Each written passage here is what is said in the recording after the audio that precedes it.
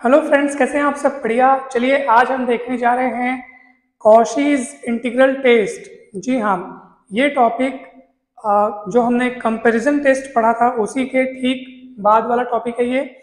इसमें भी हम दी गई सीरीज के कन्वर्जेंस या डाइवर्जेंस की जांच करेंगे और ये काफ़ी इम्पॉर्टेंट है।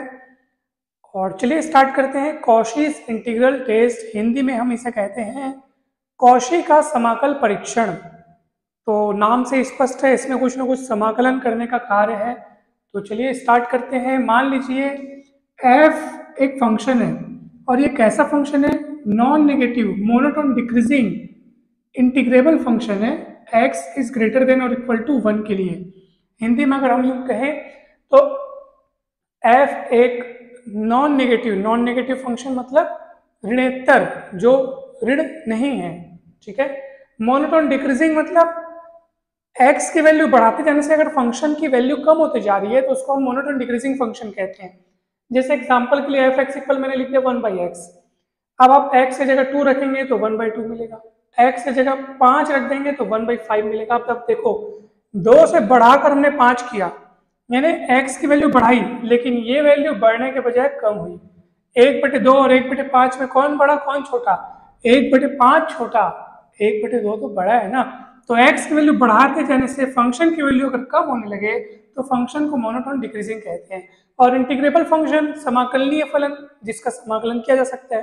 तो हिंदी में कहें तो f एक ऋणोत्तर एक दिष्ट ह्रासमान यानी कि घटता हुआ, कम होता हुआ, यानी x की वैल्यू बढ़ने से फंक्शन की वैल्यू कम होती हो, और समाकलनीय फलन है किस प्रकार? जहां x जो है एक से बड़ा है। और उस फंक्शन की खासियत क्या है वो भी आप देख लीजिए। F n equal u n. U n क्या है? उस सीरीज का एनवा पद, nth term of the series, और वही फंक्शन की वैल्यू है। x इक्वल एन के लिए फंक्शन की वैल्यू उतनी होनी चाहिए जितना कि सीरीज का nवा पद है, nth टर्म है। ये जब हम एग्जांपल अभी पढ़ेंगे ना तब ऑटोमेटिक आपको ये समझ में आ जाएगा कि f n equal u n क्या है। यानी कि कुछ नहीं है, आपको सीरीज का nवा पद सीरीज का जितना भी है उतना ही आपको फंक्शन इस प्रकार मानना है कि जब x के स्थान पर n रखें तो उतना ही मिलना चाहिए जितना कि सीरीज का nवा पद है। ये एग्जांपल से और अच्छे से क्लियर हो जाएगा। तो इंटीग्रल टेस्ट जो है उसके आगे की बात हम करते हैं, और आगे की बात यह है कि अगर f n equal u n है सभी n बिलोंग्स टू n के लिए, तब उस स्थिति में सीरीज समेशन यू एन और ये integral 1 to infinity F x T x converges और डाइवर्जेस टुगेदर। यानी कि ये सीरीज और ये इस फंक्शन का ये इंटीग्रल जिसकी लिमिट 1 to infinity है, ये दोनों का बिहेवियर सेम होगा। यानी कि दोनों या तो एक साथ कन्वर्जेंट होंगे या तो एक साथ डाइवर्जेंट होंगे। यानी कि दोनों या तो अभिसारी होंगे या फिर अपसारी होंगे। तो चलिए जल्दी से हम एक एग्जाम्पल देखते हैं इसमें, ताकि आपको ये टेस्ट पूरी तरह से क्लियर हो जाए। कॉशीज इंटीग्रल टेस्ट क्या है ये अच्छे से क्लियर हो जाएगा आपको। फिर मान लीजिए आपको सीरीज दी गई है, गिवन सीरीज, ठीक है, 1/1 चलो 1 स्क्वायर कर देता हूँ, 1/2 स्क्वायर, 1/3 स्क्वायर, 1/4 स्क्वायर, ये आपको सीरीज दी गई है समेशन यू एन। ठीक है, और ये चलते जा रही है, रास्ते में एनवा पद भी आएगा इसका। ठीक है, ये एनवा पद हो गया सीरीज का nth टर्म। अब आप देखिए कि यहाँ सीरीज का एनवा पद कौन है? तो एनवा पद यानी कि यू एन कौन है? 1/n²। ठीक है, आप आसानी से चेक कर सकते हैं। फर्स्ट टर्म में 1/1 स्क्वायर, सेकेंड टर्म में 1/2 स्क्वायर, थर्ड टर्म में 1/3 स्क्वायर, फोर्थ टर्म में 1/4 स्क्वायर, इसलिए एन टर्म में 1/n स्क्वायर आ गया। तो अब जितना यू एन है उसी को आपको एफ एन मानना है। ठीक है, इसलिए आप मान लो इसका जो यू है ना उसी को अगर हम लोग एफ एन मान लें तो ये हो जाएगा, तब ये हो जाएगा, क्या हो जाएगा? एफ एन बराबर 1/n²। यानी आपको जो फंक्शन आप यहाँ मानने जा रहे हो उसको ऐसा मानना है कि एफ एन जो है यानी एक्स इक्वल एन पर फंक्शन हम लोग ऐसे क्या लिखते हैं? एफ एक्स लिखते हैं, है ना भाई। तो x के स्थान पर n रखने पर फंक्शन की वैल्यू उतनी ही हो जितना कि इसका nवा पद है। F n equal u n मानना है और यू एन कौन है, 1/n²। अब इसको फंक्शन के रूप में लिख लो, फंक्शन के रूप में लिख लो, अतः या देयरफॉर करके F x equal 1/x², N की जगह एक्स रख दिए। तो आप समझ में आ गया होगा आपको कि एफ एक्स कैसे हमको मानना है, कैसे लेना है उस फंक्शन को। तो बहुत सरल कार्य है, दी गई सीरीज का nth टर्म उठाइए, उसी nth टर्म यानी कि यू एन को एफ एन मानिए और एन के स्थान पर एक्स रख दीजिए, फंक्शन आपका तैयार हो जाएगा। और उस फंक्शन को आप चेक कर लो कि वो उस फंक्शन में वो सब खास बातें होनी चाहिए जो कॉची इंटीग्रल टेस्ट में फंक्शन के लिए लिखी गई है। तो f क्या होना चाहिए, नॉन नेगेटिव फंक्शन है, 1/x² है, 1/x² है, नॉन नेगेटिव फंक्शन है, कभी आपको नेगेटिव वैल्यू दे ही नहीं सकता, ठीक है, ये नॉन नेगेटिव फंक्शन है। x² है ना, x की वैल्यू अगर माइनस रख भी दोगे तब भी आपको नेगेटिव वैल्यू नहीं मिलेगी है, लेकिन x की वैल्यू माइनस हम रख ही नहीं सकते ना। फंक्शन की खास बात क्या है, आप देख लो, x is greater than equal to 1, यानी कि x की वैल्यू 1 या 1 से बड़ी वैल्यू के लिए हमको यहाँ पे बात को सोचना है, ठीक है। तो आप x से बड़ा कोई भी वैल्यू यहाँ पे रख के देख लो, ये फंक्शन कभी नेगेटिव होगा नहीं।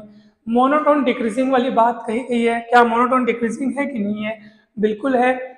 x की जगह आप 1 रखोगे तो आपको 1/1² मिलेगा, यानी कि 1 मिलेगा। x की जगह 2 रखोगे तो 1/2² मिलेगा, यानी कि 1/4 मिलेगा। आपने देखा x की वैल्यू बढ़ी, मगर फंक्शन की वैल्यू यानी x की वैल्यू जब बढ़ाए 1 से बढ़ाकर 2 किए, तो फंक्शन की वैल्यू जो हमने यहाँ पे वैल्यू फंक्शन की वैल्यू जब हमने निकाली तो इसमें 1 रखने पर 1 आता था, लेकिन जैसे 1 से बढ़ाकर 2 किए तो फंक्शन की वैल्यू कितनी होगी, 1/4, जो कि 1 से कम हो गई। तो और बढ़ाओगे ना फंक्शन की वैल्यू, चलो 3 कर दो, 1/3² कितना हो गया, 9 हो गया, और कम हो गया ये तो, है ना। तो फंक्शन की वैल्यू कम होते जा रही है, इसलिए ये मोनोटोन डिक्रीजिंग फंक्शन है और इंटीग्रेबल भी है, इसका इंटीग्रेशन किया जा सकता है। तो चलिए, जब ऐसी बातें हैं तो उस समय ये दोनों का बिहेवियर क्या होगा, सेम होगा। कौन दोनों का बिहेवियर, या तो मतलब अब हम इंटीग्रेशन ये वाला कैलकुलेट करेंगे, एफ एक्स डी एक्स कौन सी लिमिट के अंतर्गत, 1 से अनंत, इसका जो भी नेचर होगा इस इंटीग्रेशन का, वही नेचर हमारी दी गई सीरीज का भी होगा, ठीक है। तो चलिए, अच्छा उन बातों को आपको लिखना है कि हियर इट इज क्लियर या क्लियरली वी सी दैट कि f is non negative monotone decreasing, arrow का निशान नीचे लगा दिया, मतलब समझो मोनोटोन डिक्रीजिंग इंटीग्रेबल फंक्शन, ठीक है, पूरा लिखना आप। और देयरफॉर हमारी दी गई सीरीज जो हमको प्रश्न में दी गई है, ठीक है, एंड ये इंटीग्रेशन 1 से अनंत एफ एक्स डी एक्स दोनों कन्वर्ज या डाइवर्जेंट टुगेदर, दोनों साथ साथ या तो कन्वर्जेंट होंगे या तो डाइवर्जेंट होंगे। तो चलिए फटाफट हम लोग ये अब इसको इसके नेचर को चेक कर लेते हैं, क्योंकि हमको चेक तो सीरीज के लिए करना है कि वो कन्वर्जेंट है कि डाइवर्जेंट है, लेकिन हम मदद लेंगे इसकी, इसका जैसा बिहेवियर या जैसा नेचर होगा वैसा ही नेचर होगा समीशन यू एन का। तो क्या होगा बताओ, 1 से अनंत का इंटीग्रेशन एफ एक्स, अब एफ एक्स देखिए कौन है, एफ एक्स है आपका 1/x², ये 1/x² है, ठीक है। अब देखिए 1/x² का इंटीग्रेशन कितना होता है, -1/x, ठीक है। आप फॉर्मूला लगा देंगे, x की घात n वाला फॉर्मूला लगाएंगे, x की घात n+1/n+1 होता है इंटीग्रेशन, पता है ना आपको। तो यहाँ पे ये x के पावर में जो 2 है वो ऊपर जाएगा तो x के पावर में -2 होगा, तो x के पावर में -2 का इंटीग्रेशन कितना होगा, -2+1 -2+1, ठीक है। तो -2+1 यानी -1 और x की घात में -1 जो रहेगा वो नीचे आ जाएगा और वो 1 से अनंत। ये देखो ये अनंत ना, अनंत जो है उसको इस तरीके से पहले लिखा जाना ज़्यादा अच्छा रहता है, इस तरीके से उसको लिखा जाता है। देखो ये इन्फिनिटिव है, अब वो लिमिट के रूप में इन्फिनिटिव रखेंगे, उसको हम दूसरे तरीके से इस तरीके से लिख सकते हैं, देखो limit n tends to infinitive 1 से n।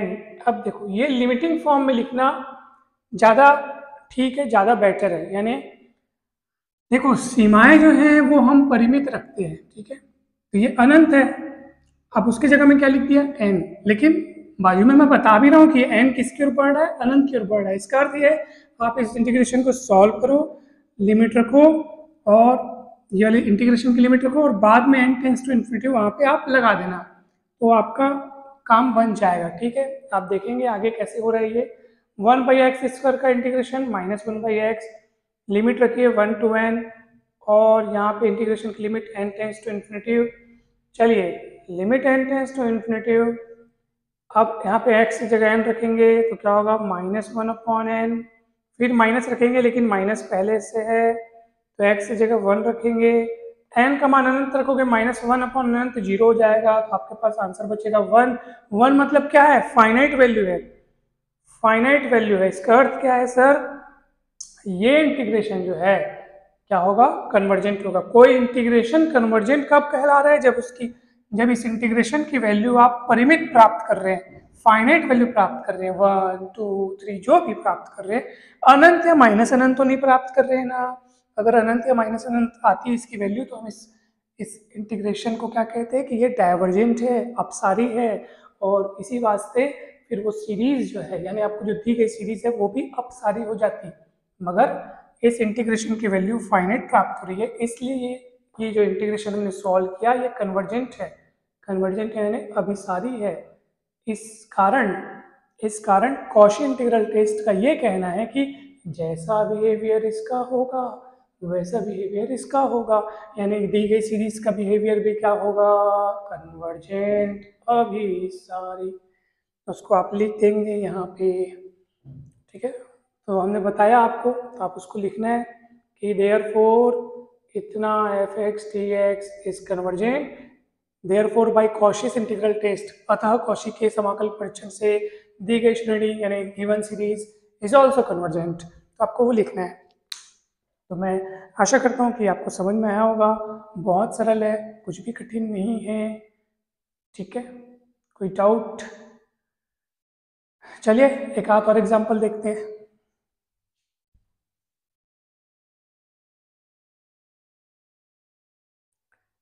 चलिए दोस्तों, यहाँ पर हमने एक दूसरा क्वेश्चन लिख रखा है। सीरीज दी गई आपको 1/2 × 3 + 1/3 × 4 + 1/4 × 5, और ये सीरीज चल रही है इन्फिनाइट टर्म्स तक, अनंत पदों तक की ये श्रेणी है, अनंत पदों वाली श्रेणी है। सबसे पहले हम इसका नेचर चेक करते हैं कि क्या ये मोनोटोन डिक्रीजिंग है कि नहीं है, क्योंकि हमारे यहाँ पे शर्त है कि हम फंक्शन को हमेशा इसके nth पद से संबंधित होता हुआ मानते हैं। आपको पता ही है fn = un मानते हैं, और उस फंक्शन की खास बात क्या होनी चाहिए कि वो मोनोटोन डिक्रीजिंग होना चाहिए, नॉन नेगेटिव भी होना चाहिए। ठीक है, तो चलिए हम देखते हैं। आप देखो 1/2 × 3 यानी 3 दूनी 6, ये 1/6 हो गया, 3 चौक 12, ये 1/12 हो गया। आपको दिख रहा है 1/6 1/12 क्या हुआ, छोटा हो गया। ठीक है, 1/12 छोटा है, ये 1/20, 4 पंचे 20, 1/20 हो गया और छोटा हो गया। तो फंक्शन की वैल्यू सीरीज जो है वो सीरीज के जो पद हैं, जो इसके टर्म्स हैं, वो क्रमशः कम होते जा रहे हैं। तो सीधी सी बात है कि इसका nवां पद जो होगा, ठीक है, तो चलिए सबसे पहले हम इसका nवां पद कैसे ज्ञात करेंगे वो देखते हैं। यहाँ सीरीज का nवां पद निकालना है हमें। ठीक है, सीरीज का nवां पद un निकालना है, तो कैसे निकालेंगे? आप देखो ये फर्स्ट टर्म है, फर्स्ट टर्म, और यहाँ दिख रहा है 2 और उससे एक ज्यादा, यानी फर्स्ट टर्म में 2 दिख रहा है, तो पांचवें टर्म में 6 दिखेगा। ठीक है, 17वें टर्म में 18 दिखेगा, और इसलिए nवें पद में n+1 दिखेगा। और जस्ट बगल में जो चीज लिखी है वो इससे एक ज्यादा है। यहाँ पे देख लो, जस्ट बगल में चीज लिखी है वो इससे एक ज्यादा है, यहाँ जस्ट बगल में जो चीज लिखी है वो इससे एक ज्यादा है, इसलिए nवें पद में इससे एक ज्यादा मिलेगा। ये है। ठीक है, और हमने मोनोटोन डिक्रीजिंग है वो पहले से चेक कर लिया है, पद क्रमशः छोटे होते जा रहे हैं, इसी को मोनोटोन डिक्रीजिंग कहेंगे।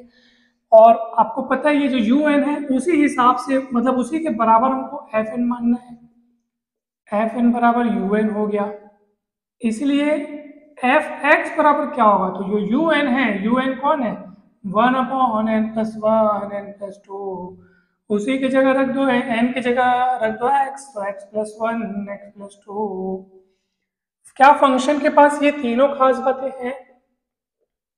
नॉन नेगेटिव है, x > 1 के लिए जरूर है ये। आप x की वैल्यू 1 या 1 से बड़ी कुछ भी रख के देखो, आपको धनात्मक मान मिलेगा। क्या ये मोनोटोन डिक्रीजिंग है, वो तो हम पहले ही चेक कर लिए हैं। आप x की वैल्यू बढ़ाते जाओ, आपको देखना एक्चुअली क्या 1 अपॉन में है ना, कम ही वैल्यू मिलेगी। ठीक है, आप देखो यहाँ से हम लोग चेक भी किए, x इक्वल 1 रखोगे तो आपको 1 अपॉन 2 इंटू 3 मिलेगा, जो कि 1/6 है। x इक्वल 2 रखोगे तो आपको 1 into 3 into sorry 1 upon 3 into 4 मिलेगा, जो कि 1/12 है। और 1/12 1/6 से छोटा है। अगला पद 1/20 मिल रहा है, जो कि और छोटा हो गया तो कम होते जा रहा है। बहुत सरल है इसे पहचानना, और इसका इंटीग्रेशन भी किया जा सकता है, इसलिए इंटीग्रेबल फंक्शन है। अब रिजल्ट क्या कहता है कि तो अगर ऐसा हो तो सीरीज और ये इंटीग्रल दोनों सेम नेचर रखते हैं, या तो दोनों कन्वर्जेंट होंगे या तो दोनों डाइवर्जेंट होंगे। तो क्यों ना हम इसके इंटीग्रेशन की जांच कर लें कि वो कन्वर्जेंट है कि डाइवर्जेंट है। अतः या अब करके लिखते हैं 1 से अनंत लिमिट तक फंक्शन का इंटीग्रेशन। इसको कैसे बनाएंगे बताऊं? Limit n tends to infinitive कर दो, limit n tends to infinitive कर दो, या x टेंस टू इन्फिनिटिव, जो भी आप कर रहे हो उसको यहाँ पे लिमिट में लगा देना। ये ऐसे जैसे मैं limit n tends to infinitive किया ना, तो मैंने यहाँ पे 1 से n लगा दिया। अब आप कहेंगे सर ये अनंत था, आपने n लगा दिया, ऐसा क्यों? तो भैया n लगाया तो बाजू में बता भी दिया कि n किसकी ओर प्रवृत्त हो रहा है? अनंत की ओर। And sorry n tends to infinitive, n tends to infinitive मतलब अनंत की ओर प्रवृत्त हो रहा है n। तो इसको हम इस तरीके से भी लिख सकते हैं। और f(x) की वैल्यू क्या है? x plus 1 x plus 2 dx। ठीक है, 1 upon x plus 1 x plus 2 dx। अब इसको सबसे पहले हम पार्शियल फ्रैक्शन में ब्रेक करेंगे, तत्पश्चात इसका समाकलन करेंगे। तो चलिए sir, limit n tends to infinitive sir, और ये सर 1 से n तक के समाकलन हो गया। और इसको आप पार्शियल फ्रैक्शन में ब्रेक कुछ इस तरीके से कर सकते हैं। ठीक है, आप देख लो इसको सॉल्व करके, इसका एलसीएम लेना, ये इधर जाएगा ये इधर आवेगा, x plus 2 minus x plus 1, x कटेगा, 2 में से 1 के 1 बचेगा, इतना ही आएगा। ठीक है, पार्शियल फ्रैक्शन में ब्रेक क्यों किए सर? अब समाकलन करना सरल है। 1 अपॉन एक्स प्लस 1 का समाकलन जो होगा वो होगा आपका log x प्लस 1। ठीक है, log x प्लस 1 होगा, और इसका होगा log x प्लस 2, ऐसा। और समाकलन हो चुका है तो लिमिटें लगानी पड़ेंगी 1 से n। क्लियर है? और ये लिमिट n टेंस टू अनंत। ओके, कहीं भी कोई डाउट हो तो आप बिल्कुल पूछ सकते हैं, कहीं पे भी कोई डाउट हो तो आप पूछ सकते हैं। चलिए अब आगे बढ़ते हैं। Limit n tends to infinitive log m minus log n, इसका मतलब log m by n, m by n। आपको पता होगा बचपन में सूत्र पढ़े हम लोग, log m minus log n, log m बटे n, m की जगह इसको देखो, n की जगह इसको देखो, हो जाएगा। ठीक है, आगे बढ़ते हैं। यहाँ जो log का बेस है वो e है, log का बेस है e है, 1 से n। ठीक है, log का बेस e होता है समाकलन में, यानी 1/x का समाकलन क्या होता है? 1/x का समाकलन log x, जहाँ बेस पे e हो। ठीक है, तो इस बात को आप ध्यान रखेंगे। अब सुनिए, लिमिट रखने का समय आ गया है। Limit n tends to infinitive log e base पे e n plus 1 n plus 2 minus, अब x की जगह 1 रखेंगे तो ये हो जाएगा 1 प्लस 1 हो जाएगा 2, और 1 प्लस 2 हो जाएगा 3। ठीक है, अब सुनो sir, n tends to infinitive लगाने की बारी आ गई है। ठीक है, देखिए इसी कारण से ना, इसी कारण से ये जो 1 से इन्फिनिटिव वाला जो इंटीग्रल है उसको हमने ऐसा क्यों लिखा था, 1 से n टेंस टू इन्फिनिटिव क्यों लिखा था? देखो असल में अगर हमारे पास, देखिए भला यहाँ पे, अगर हम ऐसा नहीं लिखते मान लो, ठीक है, अब आप कहेंगे सर ये 1 से अनंत इसको रहने देते, ये उसको n कर दिया आप, फिर लिमिट n टेंड्स टू अनंत कर दिए, तो ऐसा क्यों? अगर वैसा नहीं करते तो क्या होता? चुपचाप हम इंटीग्रेशन करते जाते, लिमिट में यहाँ n दिख रहा वहाँ अनंत दिख रहा होता, उस समय ये फिर नहीं लिखा होता, डायरेक्ट यहाँ अनंत लिखा होता। अब अनंत लिखा होता, अनंत लिखा होता, अनंत लिखा होता, जब यहाँ अनंत रहता और आप अनंत अनंत रख देते तो ये क्या होता? अनंत प्लस 1 अनंत प्लस 2, अनंत प्लस 1 भी अनंत होता है, अनंत प्लस 2 भी अनंत होता है, लेकिन अनंत बटे अनंत तो अपरिभाषित होता है ना। अनंत बटे अनंत ये अनिर्धारित रूप है, इनडिटरमिनेट फॉर्म है, उस समय हम फंस जाते, फिर उसको इस विधि से सॉल्व करना ही पड़ता, लिमिट लगाना पड़ता, उसको किसी परिमित वैल्यू से रिप्लेस, मतलब कोई n या जो भी है n या x कुछ भी आप उसको रिप्लेस करते और वहाँ पे आप लिमिट के फॉर्म में उसको लिखते, क्योंकि आप ऐसे अनंत अनंत रख के अनंत प्लस 1 अनंत प्लस 2 ऐसे सॉल्व नहीं कर सकते, आंसर ही नहीं आता फिर तो उसका, इसलिए ऐसे हम लोग सॉल्व करते हैं। अब चलिए आगे बढ़ते हैं। अब देखिए इसको सॉल्व करने का तरीका क्या। अब आप सोचेंगे सर अब भी तो n टेंस टू इन्फिनिटी है, क्या n का मान सीधे अनंत रख देंगे? नहीं, अब क्या करेंगे बताऊं? अब क्या करेंगे, सबसे पहले तो कॉमन निकालेंगे। जब ऐसे कुछ ऐसी सिचुएशंस आए थे, मान लो ऐसी सिचुएशंस आती है कि n टेंस टू अनंत रखने पर ये अनंत बटे अनंत या 0 बटे 0 या 0 बटे अनंत, इस टाइप से कुछ अगर केस मिलता है तो आपको चेक करना है कि वो किसी तरीके से किसी दूसरे तरीके से सिंप्लीफाई किया जा सकता है क्या। तो ये अवश्य किया जा सकता है। आप यहाँ पे n कॉमन निकाल लें, n कॉमन निकालेंगे तो 1 प्लस 1 बाई एन होगा, और यहाँ से n कॉमन निकालेंगे तो 1 प्लस 2 बाई एन होगा, और फिर आप देखो, अच्छा ये माइनस को प्लस बनाने के लिए मैं इसको पलट देता हूँ, इसको अगर पलटेंगे तो ये माइनस से प्लस हो जाएगा, आपको पता होगा लॉग में से पलटते हैं ना तो ये हो जाता है, चिन्ह बदल जाता है, एन एन कट जाएगा। अब आप बिंदास n टेंस टू अनंत यहाँ पे रख सकते हैं, तो 1 by Anant 0, 2 by Anant 0, 1 plus 0 यानी 1, और 1 प्लस 0 यानी 1, और 1 बाई 1 यानी 1 ही बचेगा टोटल। तो लॉग देखो ना ये 0 0 हो जाएगा, 1 बाई 1 बचेगा यानी 1 बस बचेगा, और प्लस लॉग बेस पे ई 3/2। लॉग 1 का मान शून्य होता है, ठीक है, चाहे बेस पे कुछ भी हो, ये बात आप हमेशा याद रखें, लॉग 1 का मान शून्य होता है, और प्लस लॉग 3/2, ठीक है। तो आपका आंसर कितना आया? आपका ओवरऑल जो आंसर आया है वो आया है लॉग 3/2, जहाँ बेस पर ई है और ये परिमित राशि है अर्थात फाइनाइट वैल्यू है, फाइनाइट वैल्यू है, और इसीलिए जो आपने इंटीग्रेशन ये सॉल्व किया हुआ है, ये इंटीग्रेशन जो है वो क्या होगा? अभिसारी होगा, अर्थात कन्वर्जेंट होगा, कन्वर्जेंट होगा, क्योंकि इसकी वैल्यू परिमित आ रही है, फाइनाइट आ रही है। और इसीलिए कॉशी इंटीग्रल टेस्ट के मदद से हम ये लिख सकते हैं, कॉशी इंटीग्रल टेस्ट का ये कहता है कि जो नेचर इस इंटीग्रेशन का होगा वही दी गई आपका सीरीज का भी होगा, यानी कि सीरीज भी क्या होगी? कन्वर्जेंट होगी। तो आप लिख सकते हैं therefore by Cauchy's integral test the given series summation u n is also convergent. अतः कॉशी समाकल परीक्षण से दी गई श्रेणी भी अभिसारी है, ठीक है। सो ये भी एग्जाम्पल हो गया। मैं आशा करता हूँ कि आपको यहाँ पे कहीं भी डाउट नहीं रहा होगा, अगर कहीं डाउट रहा होगा तो आप बिंदास पूछ सकते हैं, जी हाँ बिंदास पूछ सकते हैं। वीडियो अच्छा लगे तो लाइक जरूर करें, कहीं पे भी डाउट होगा तो पूछ सकते हैं, और चैनल को अगर अभी तक आपने सब्सक्राइब नहीं किया है तो सब्सक्राइब जरूर करें। Thank you so much.